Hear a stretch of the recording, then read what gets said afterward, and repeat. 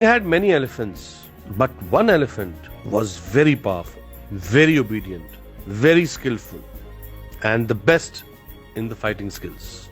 In many wars, he was sent on the battlefield and he would return only after being victorious. He was the most loved elephant of the king out of hundreds and thousands. Time went by and the elephant started getting old.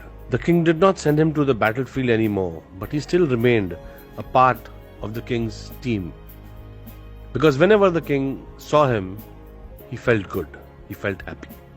The elephant once went to the lake for a drink. His feet got stuck in the mud there and he started sinking into it. He tried a lot, but he couldn't pull himself out of the mud. People around knew the elephant was in trouble by the sound of his screams. This news also reached the king.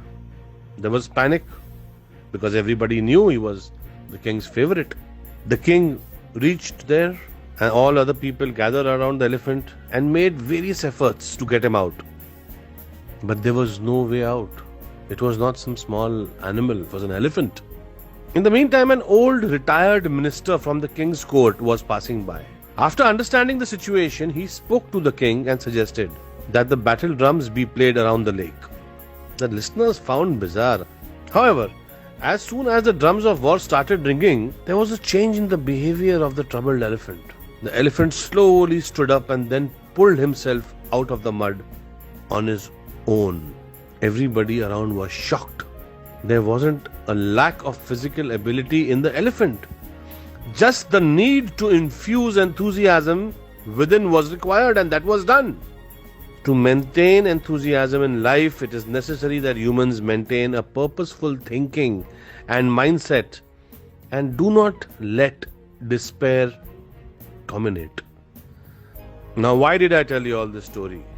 In today's challenging times, we all need to infuse enthusiasm in ourselves and the people around us. By playing these battle drums, we need to celebrate abundance of good health, joy, happiness, love.